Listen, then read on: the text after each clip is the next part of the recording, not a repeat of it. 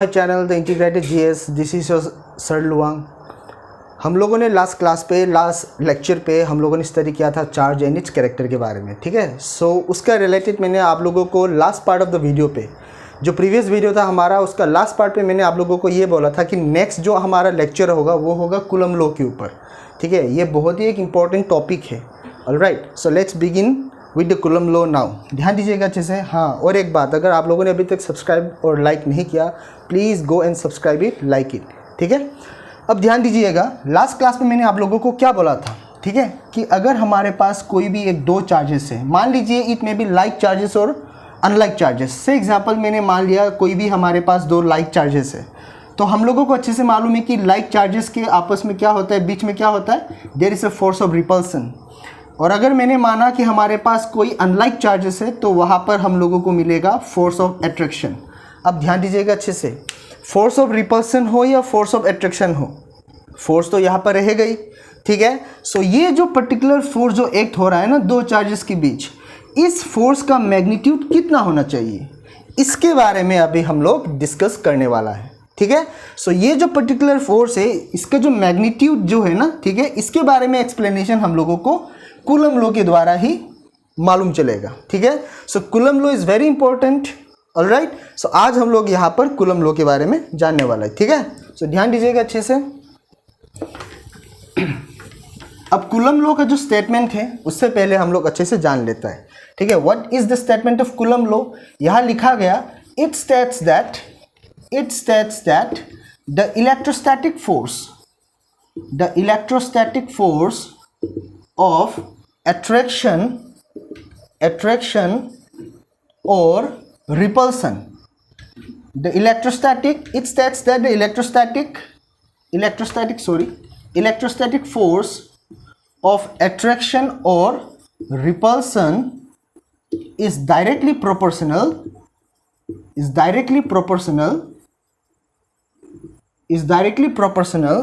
to the product of the masses, to the product of the charges, and inversely proportional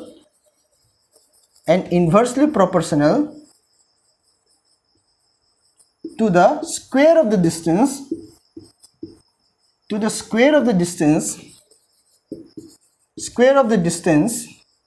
between the two charges, ठीक है। So Coulomb law का जो statement है, basically the statement is in this way. क्या लिखा गया है इसमें? It states that the electrostatic force of attraction और repulsion is directly proportional to the product of the charges and inversely proportional to the square of the distance between the two charges. अगर आप लोगों को screenshot लेना है तो please take the screenshot, ठीक है ना। ये रहा कूलम लॉ का स्टेटमेंट। अब ये जो पर्टिकुलर स्टेटमेंट है, इस स्टेटमेंट को अभी हम लोग मैथमेटिकल फॉर्म पे लेके आना होगा। ध्यान दीजिएगा अच्छे से। फिजिक्स में होता क्या है, ठीक है, कोई भी स्टेटमेंट जो है ना, अगर मैं उसको मैथमेटिकली रिप्रेजेंटेशन पे ना लाऊं, ठीक है, then that statement cannot be regarded as a law.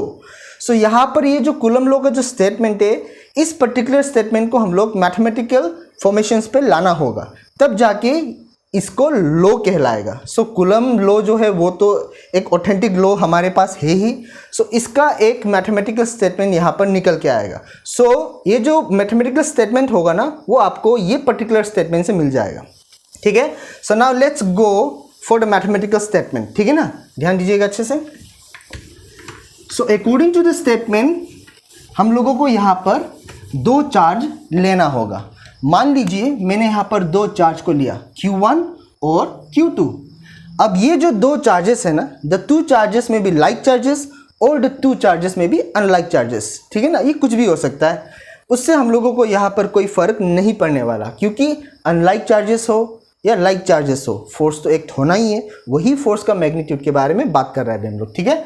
सो मैंने यहाँ पे क्या किया, दो चार्जेस को माना, Q1 और Q2। Let the two charges be separated by a distance r, ठीक है। सो according to coulomb statement, coulomb का अभी जो मैंने आप लोगों को स्टेटमेंट दिया, ठीक है, उसके हिसाब से क्या होगा, ध्यान दीजिएगा अच्छे से। Q1 और Q2 जो है, it is separated by distance r। अगर ये लाइक चार्ज होता तो फोर्स ऑफ रिपल्सन एक्ट होता, अगर ये अनलाइक चार्ज होता तो फोर्स ऑफ अट्रैक्शन एक्ट होता। ठीक है। अब ये फोर्स ऑफ रिपल्सन हो या फोर्स ऑफ अट्रैक्शन हो, उससे मुझे कुछ लेना देना है नहीं। उस फोर्स को मैंने मान लिया F, let F be the force acting between two charges. So मैंने माना let F be the force acting between two charges, ठीक है। और उस फोर्स को मैंने यहां पर मान लिया F। अब ये जो F है, अकॉर्डिंग टू कूलम्ब स्टेटमेंट क्या बोला गया, the electrostatic force of repulsion और attraction is directly proportional. Force जो है वो क्या होगा, directly proportional to product of the charges होगा। What is my charges here, what are my charges here, Q1 and Q2। So F is directly proportional to Q1 and Q2। इसको मैंने दे दिया इक्वेशन नंबर 1। एंड वही force, statement के अनुसार वही force जो है वो क्या होगा फिर, inversely proportional to square of the distance between the two charges. What is the distance between the two charges here, R। So F will be inversely proportional to R square, right. इसको मैंने दे दिया equation number 2। ये जो दो statement हमारे पास आया ना, ठीक है, ये जो दो मैथमेटिकल फॉर्मेशन जो हमारे पास आ रहा है ना, वो हम लोगों को कहाँ से मिला, कूलम्ब लॉ का जो स्टेटमेंट था वहां से मिला। वहां पर ये दोनों स्टेटमेंट के बारे में मेंशन किया गया, ठीक है। सो अगर मैं ये दोनों इक्वेशन को कंबाइन कर दूं, what I will be getting from 1 and 2 मैं क्या लिख पाऊंगा, F directly proportional to Q1 Q2 by R square, यही तो मिलेगा। F directly proportional to Q1 Q2 by R square. So इसको मैं क्या लिख पाऊंगा अभी, F इज इक्वल टू, क्योंकि प्रोपोर्शनैलिटी सिंबल को अगर मुझे हटाना है, ठीक है, I need to put equal to and some constant. उस कांस्टेंट को फिलहाल के लिए मैंने मान लिया K। Let K be the constant. So मुझे यहाँ पे मिलेगा Q1 Q2 by R square. सो ध्यान दीजिएगा अभी अच्छे से। अब ये जो कांस्टेंट K का जो वैल्यू है ना, ठीक है, ये बन जाएगा आपका the constant K is 1/4 pi epsilon naught. ये जो कांस्टेंट मैंने यहाँ पे माना, K is known as Coulomb constant, and K का वैल्यू हो गया 1/4 pi epsilon naught. This is a new symbol which is known as epsilon naught, ठीक है। एंड दिस 1/4 पाई एप्सिलॉन नॉट को अगर मैं सोल्व कर दूं, आई विल बी गेटिंग 9 × 10⁹। इसका एंटायर वैल्यू हो गया आपका 9 × 10⁹ न्यूटन, 9 × 10⁹, ठीक है। इसका मिलेगा मुझे coulomb square, sorry I will be getting here newton metre square per coulomb square, ठीक है। सो K का जो K is known as Coulomb constant, ठीक है, और K का वैल्यू हो गया 1/4 पाई एप्सिलॉन नॉट। अगर मैं इसको सोल्व कर दूं, I will be getting 9 × 10⁹ newton metre square per coulomb square, ठीक है। अब ये जो एप्सिलॉन नॉट है ना, ऑलराइट, इसका नाम हो गया एब्सोल्यूट परमिटिविटी इन वैक्यूम या free space, absolute permittivity in vacuum और फ्री स्पेस। और इसका वैल्यू होता है 8.85 × 10⁻⁻12, ठीक है। सो इसका वैल्यू होगा आपका कूलम्ब स्क्वायर पर न्यूटन पर metre square. This is the value of epsilon naught, alright. So ये रहा आपका Coulomb law. So basically Coulomb law से हम लोगों को मिला ये F is equal to K Q1 Q2 by R square, where K is equal to 1/4 pi epsilon naught, ठीक है। और ये 1/4 पाई एप्सिलॉन नॉट का वैल्यू होता है 9 × 10⁹ newton metre square per coulomb square. यहाँ पर एप्सिलॉन नॉट जो है, ठीक है, इसका मीनिंग है absolute permittivity in free space, और एप्सिलॉन नॉट का वैल्यू हो गया आपका 8.85 × 10⁻⁻12 कूलम्ब स्क्वायर पर न्यूटन पर मीटर स्क्वायर। अब सबसे इंपॉर्टेंट बात, ये एप्सिलॉन नॉट जो मैंने यहाँ पे लिखा ना, absolute permittivity in free space, इसका एक्चुअली मीनिंग है क्या, ठीक है। ये क्या होता है, ये जो परमिटिविटी वर्ड है ना, ऑलराइट, इसका मीनिंग ये है, ये होता है एबिलिटी ऑफ ए सब्सटेंस।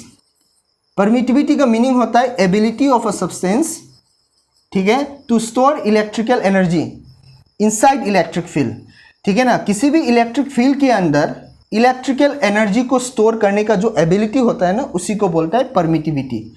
और यहाँ पे लिखा गया absolute permittivity in free space, मतलब फ्री स्पेस में इलेक्ट्रिकल एनर्जी को स्टोर करने का जो एबिलिटी होता है, उसी को बोलता है absolute permittivity in free space, which is denoted by a Greek letter epsilon naught, ठीक है। सो ये रहा आपका कूलम लॉ, बहुत ही इजी कॉन्सेप्ट है ये।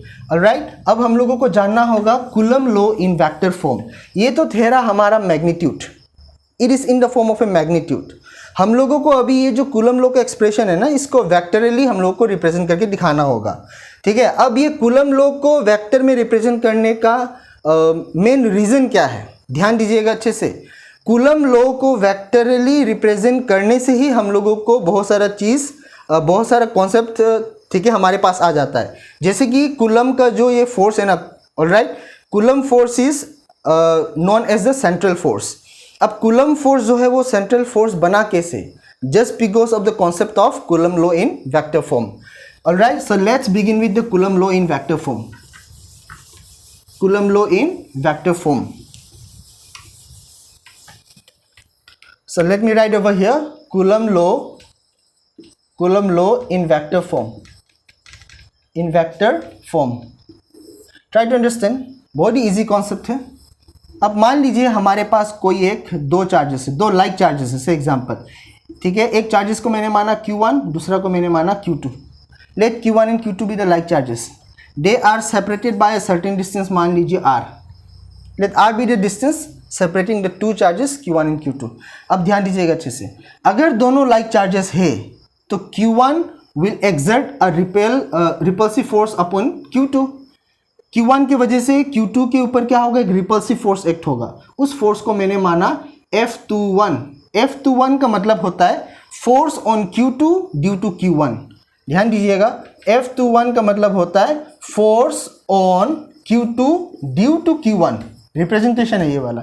ठीक उसी तरह दोनों लाइक चार्जेस है, Q1 will exert force on Q2, उसको मैंने माना F21।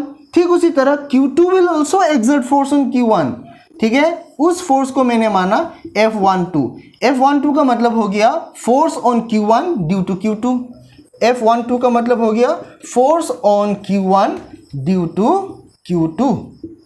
अब ध्यान दीजिएगा अच्छे से, Q1 से Q2 तक जो डायरेक्शन है, ठीक है, उसको मैंने माना R12 कैप।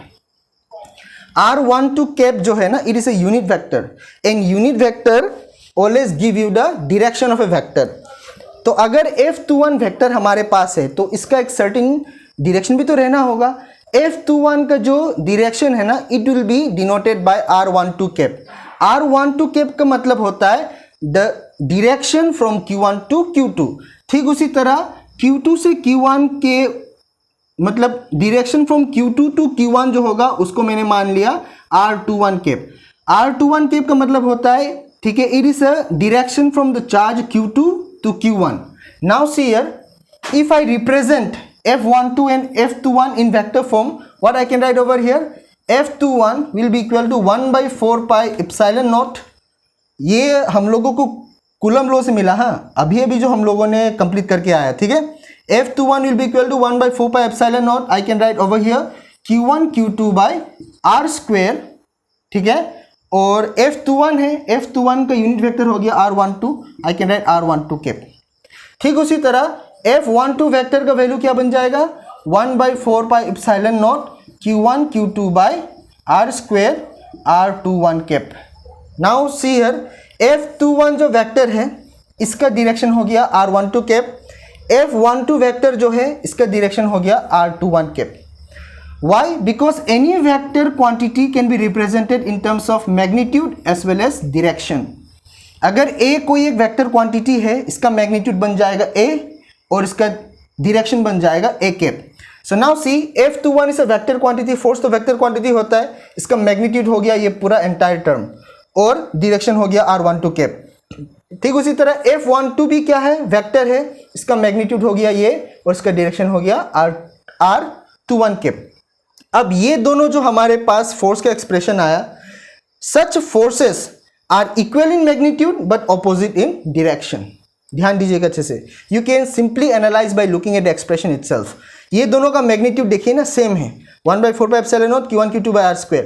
इसमें भी 1/4 pi epsilon naught Q1 Q2 by R square, but directions are different. Direction क्या है, R12 कैप और R21 cap. This is Coulomb law in vector form. ठीक है, बहुत ही इजी कॉन्सेप्ट है।